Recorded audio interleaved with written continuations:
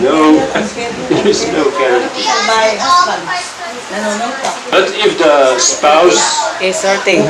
is, if the spouse is, the husband is thinking well to live with the believer, then probably he will indeed observe his wife, how she is living, how she is acting, behaving, and he might be won over.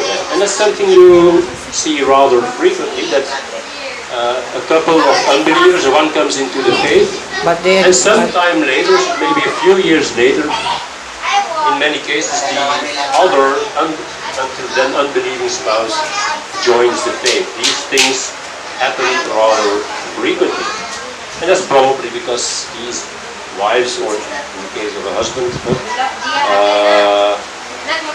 the husband also can be blameless in his behavior towards his unbelieving wife who is thinking well to live with him.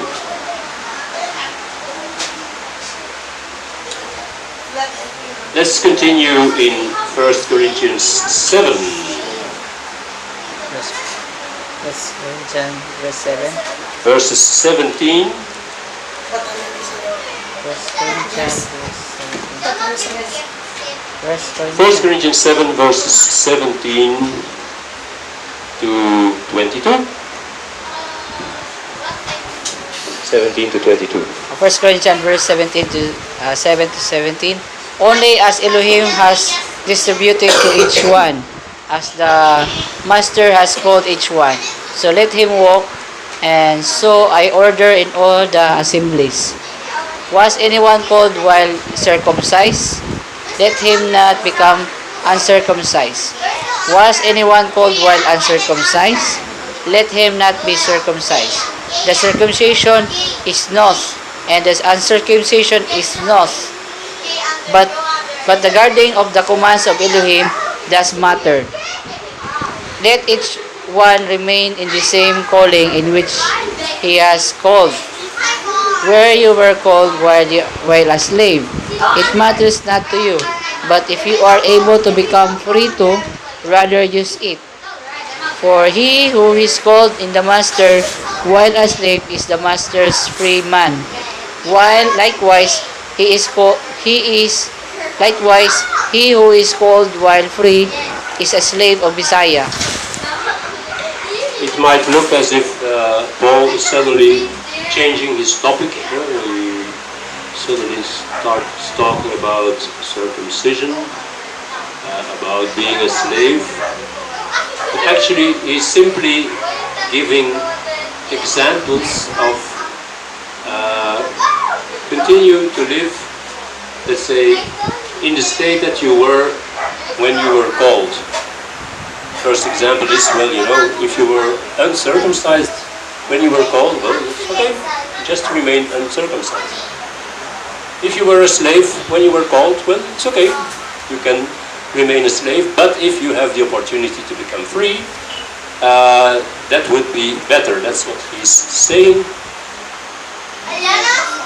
He's not changing topic, he's giving examples, and in a few verses he will come to an example of marriage. Let's read verses 23 to 26. 23 to 26.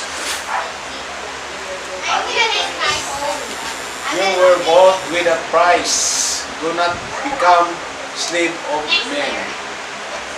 Brothers, let each one remain with Elohim in that calling in which he has called. And concerning maidens, I have no command from the master, but I give judgment as one whom the master in his compassion has made trustworthy. I think then that this is good because of the present necessity, that it is good for a man to remain as he is. So now he comes to an example regarding marriage here in verse 26. it is good for a man to remain as he is, meaning if the man was not married, well, then it's good for him to remain unmarried, so that he stays in the, let's say, the situation in which he was when he was called by Yahweh. Now, what is this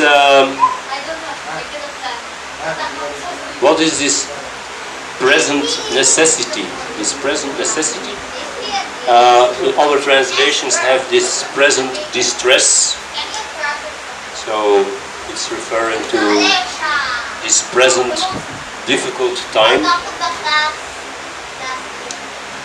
I am quoting from an article in Wikipedia. The entrance in Wikipedia is Timeline of Anti-Semitism. Timeline of Anti-Semitism. So, in other words, timeline of persecution of the Jews. Please bear in mind that true believers were, by outsiders, they were considered a Jewish sect. You know, they kept the same Sabbath, they kept the same feast days, they often went to the same synagogues, just as the Apostle Paul did, remember? When he came to a city, he went straight to the synagogue and started preaching about Yahshua the Messiah. So for outsiders, true believers were simply, let's say, Jews.